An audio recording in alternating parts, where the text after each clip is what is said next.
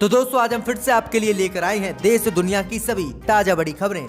फटाफट एक एक कर विस्तार से आज आपको बताएंगे, तो वीडियो को अंत तक जरूर देखें। दोस्तों वीडियो बनाने में हमें काफी मेहनत लगी है, तो वीडियो को लाइक जरूर कर दें। जी दोस्तों, पहली खबर में आपको बताएंगे जो बिग ब्रेकिंग न्यूज सामने निकल कर आ रही दोस्तों कि ममता बनर्जी पर हमले के बाद चुनाव आयोग पर बरसे टीएमसी नेता। बोले नंदीग्राम में दीदी के मर्डर की थी साजिश, भाजपा ने बनाया था प्लान और चुनाव आयोग भी है इसमें शामिल। जहां दोस्तों बड़ी अपडेट आ रही है, बड़ा आरोप चुनाव आयोग और भाजपा पर टीएमसी ने लगाया है। तो वहीं आपको बताएंगे दोस्तों कि महाशिवरात्रि के मौके पर हिंदू महासभा के लोगों ने ताजमहल में की शिव पूजा, ताजमहल को बताया तेजो मंदिर। जहां दोस्तों बड़ी अपडेट आ रही है, तो वहीं आपको बताएंगे दोस्तों कि प्रधानमंत्री मोदी की मां हीराबेन ने लगवाई कोरोना वैक्सीन, प्रधानमंत्री मोदी ने ट्वीट कर दी जानकारी। तो वहीं आपको बताएंगे दोस्तों कि निजीकरण के खिलाफ बैंक यूनियन ने 2 दिन की पूरे देश में हड़ताल की घोषणा, मोदी अमित शाह की बड़ी मुश्किलें। तो वहीं आपको बताएंगे दोस्तों कि कांग्रेस ने पंजाब में किया ऐलान, नवजोत सिंह सिद्धू बनेंगे पंजाब के उप मुख्यमंत्री। पंजाब में चुनाव से पहले कांग्रेस ने चला है नया दांव। तो वहीं आपको बताएंगे दोस्तों कि किसानों ने 26 को बुलाया भारत बंद, टिकैत बोले बिना चढ़ाई के नहीं मानेगी दिल्ली, हाथ जोड़ने से नहीं मानते लुटेरे, अब तो बैरिकेड तोड़ संसद जाकर ही रहेंगे। जहां दोस्तों बड़ी अपडेट आ रही है, तो वहीं आपको बताएंगे दोस्तों कि बिहार में नीतीश कुमार के खिलाफ राजद ने किया ऐलान, कहा होली के बाद बिहार में होंगे चुनाव, राजद के कार्यकर्ता चुनाव की करें तैयारी। जहां दोस्तों बड़ा दावा राजद ने कर दिया कि होली के बाद नीतीश की सरकार बिहार में गिर जाएगी। तो सभी खबरों को आपको बताएंगे, वीडियो को लाइक कर दें। इसी बीच बटे दोस्तों पहली खबर की ओर जो बिग ब्रेकिंग न्यूज सामने निकल कर आई दोस्तों कि ममता पर हमले के बाद चुनाव आयोग पर बरसी टीएमसी। बोली नंदीग्राम में दीदी के मर्डर की थी साजिश, भाजपा का था षड्यंत्र। जी हां दोस्तों, आपको बता दें ये बड़ी खबर सामने निकल कर आई दोस्तों कि नंदीग्राम में नामांकन के बाद चुनाव प्रचार कर रही पश्चिम बंगाल की मुख्यमंत्री ममता बनर्जी पर हमला हुआ, जिसके बाद ममता बनर्जी के पैर और गर्दन सहित सीने में गंभीर चोट आई। वहीं आपको बता दें कि अब टीएमसी कांग्रेस के नेताओं ने इसके पीछे भारतीय जनता पार्टी का हाथ बताया है। साथ ही साथ पश्चिम बंगाल में कई जगहों पर टीएमसी के कार्यकर्ताओं ने विरोध किया और तोड़फोड़ भी की है। वहीं आपको बता दें कि गुरुवार को इसी मसले को लेकर टीएमसी नेताओं का एक प्रतिनिधिमंडल इस घटना के विरोध में चुनाव आयोग से मिलने पहुंचा। मुलाकात के बाद चुनाव आयोग पर नेताओं ने आरोप लगाए हैं कि टीएमसी ने दावा किया है कि नंदीग्राम में ममता बनर्जी की हत्या करने की कोशिश की गई थी और इसके पीछे भाजपा की साजिश थी। टीएमसी नेताओं ने कहा है कि चुनाव आयोग मुख्यमंत्री ममता बनर्जी को सुरक्षा मुहैया कराने में नाकाम रहा है। आयोग की निंदा करते हुए टीएमसी नेताओं ने कहा है कि चुनाव अधिकारी अपनी जिम्मेदारी से बच नहीं सकते, क्योंकि विधानसभा चुनाव की घोषणा के बाद वे ही कानूनी व्यवस्था की स्थिति के लिए जिम्मेदार हैं। तृणमूल कांग्रेस के नेताओं ने दावा किया है कि यह हमला टीएमसी की सुप्रीमो ममता बनर्जी की जान लेने का गहरा षड्यंत्र था और ममता बनर्जी की बाल बाल जान बची है। आगे आपको बता दें कि भाजपा पर आरोप लगाते हुए टीएमसी ने कहा है कि बीजेपी ने पड़ोसी राज्यों से असामाजिक तत्वों को हिंसा करने के लिए पश्चिम बंगाल के नंदीग्राम भेजा था। टीएमसी ने चुनाव आयोग पर बीजेपी के आदेश अनुसार काम करने का आरोप लगाया है। वहीं नेताओं ने कहा है कि ममता बनर्जी पर हमला हो सकने की रिपोर्ट के बावजूद भी चुनाव आयोग ने अभी तक कोई कार्रवाई नहीं की है। इसी बीच बढ़ते दोस्तों अगली खबर की ओर, तो महाशिवरात्रि पर हिंदू महासभा के लोगों ने ताजमहल में की शिव पूजा। जी दोस्तों, आपको बता दें ये बड़ी खबर सामने निकल कर आई दोस्तों कि महाशिवरात्रि के मौके पर हिंदू महासभा की अध्यक्ष मीना दिवाकर ने ताजमहल के अंदर पहुंचकर शिव पूजा की है।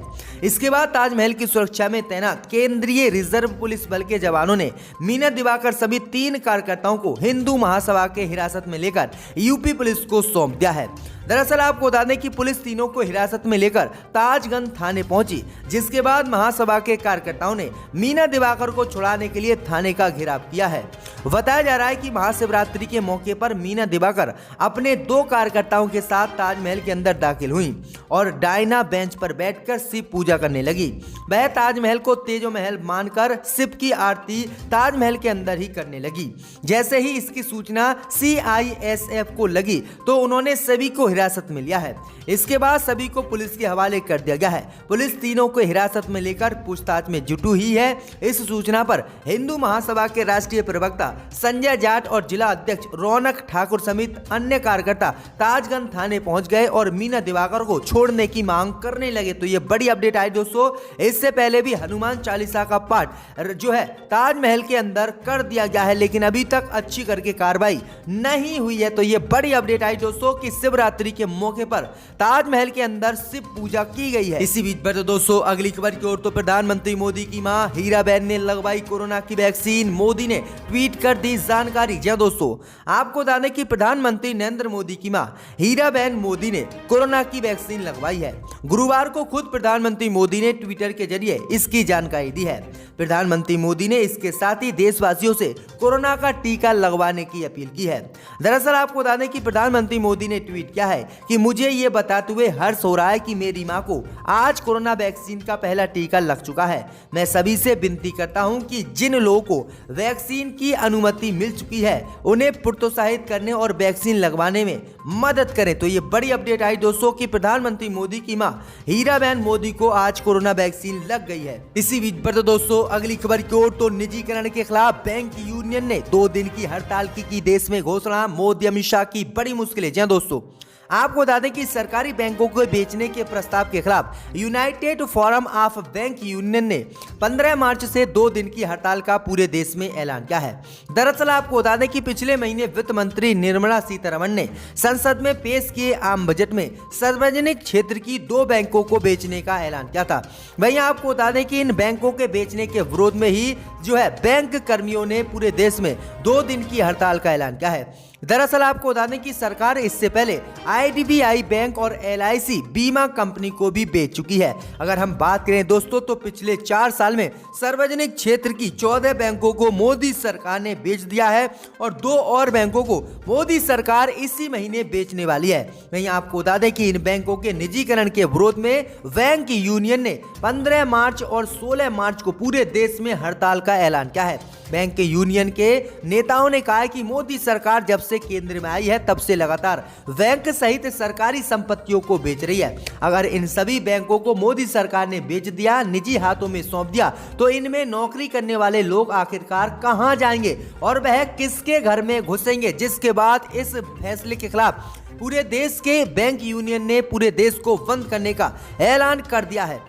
इसी बीच पर दोस्तों अगली खबर की ओर, तो राहुल गांधी ने मोदी सरकार पर साधा निशाना, बोले भारत अब लोकतांत्रिक देश नहीं रहा। जी दोस्तों, आपको बता दें कि कांग्रेस नेता राहुल गांधी ने कहा है कि भारत लोकतांत्रिक देश नहीं रहा। ये बात उन्होंने स्वीडन के एक मीडिया संस्थान की रिपोर्ट का हवाला देते हुए कही है। राहुल गांधी ने गुरुवार को अपने ट्वीट के साथ कंटेंट से भरा एक फोटो भी शेयर किया है, जिस पर लिखा हुआ है कि पाकिस्तान की तरह अब भारत भी ऑटोक्रेटिक है।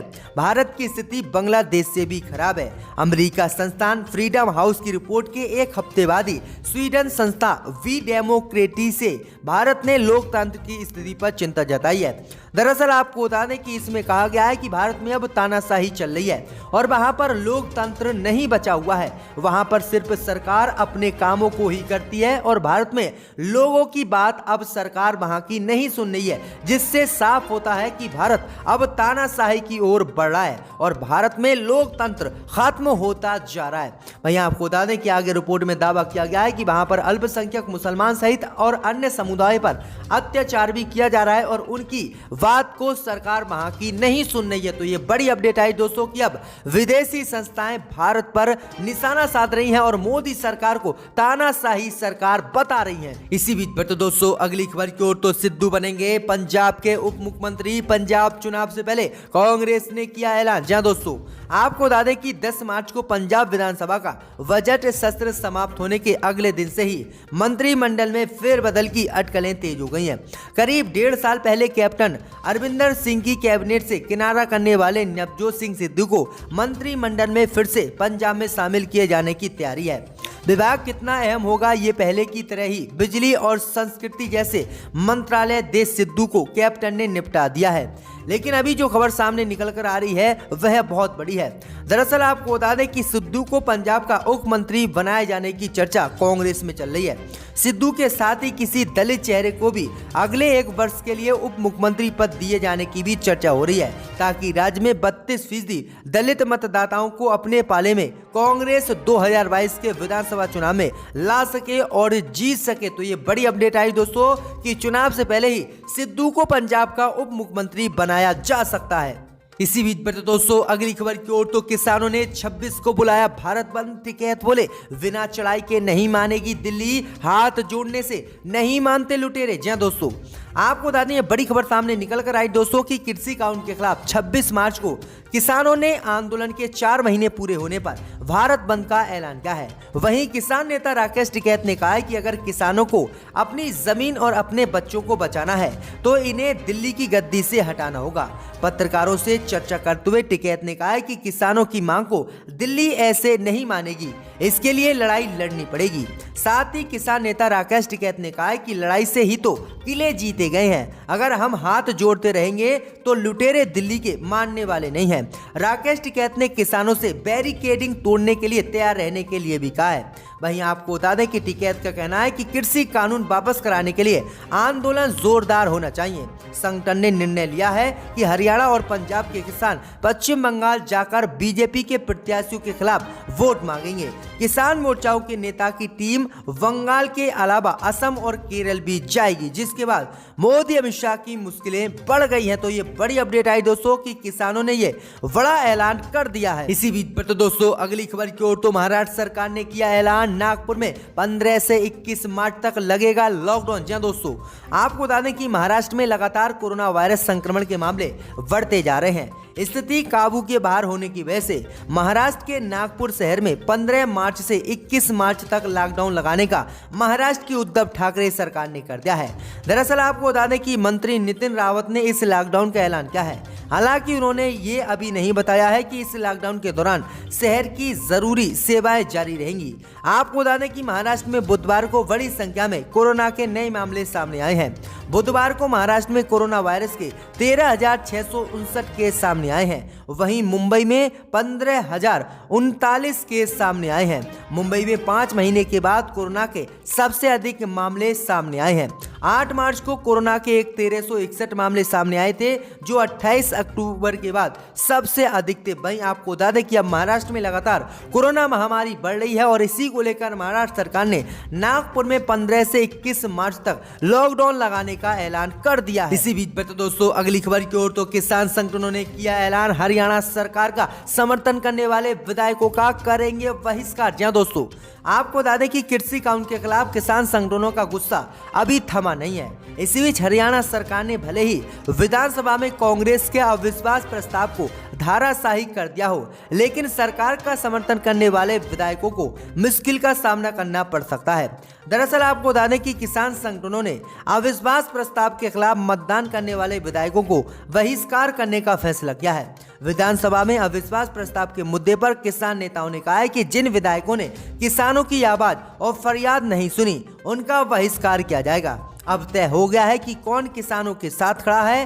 पहले से गांव में इनका विरोध हो रहा था, अब उन्हें किसी भी सूरत में गांव में नहीं आने दिया जाएगा। तो ये बड़ी अपडेट आई दोस्तों कि भाजपा सरकार का हरियाणा में समर्थन करने वाले विधायकों की अब गांव में नो एंट्री है और किसान संगठनों ने इन सभी भाजपा के विधायकों का बहिष्कार करने का ऐलान कर दिया। इसी बीच पर दोस्तों अगली खबर की ओर, तो राजद ने किया ऐलान, होली के बाद बिहार में होंगे चुनाव, गिरेगी नीतीश सरकार। जी दोस्तों, आपको बता दें ये बड़ी खबर सामने निकल कर आई दोस्तों कि पश्चिम बंगाल में इस समय चुनाव होना है और पश्चिम बंगाल में नीतीश कुमार की पार्टी जेडीयू ने भाजपा से बिना गठबंधन के ही अकेले चुनाव लड़ने का ऐलान किया है।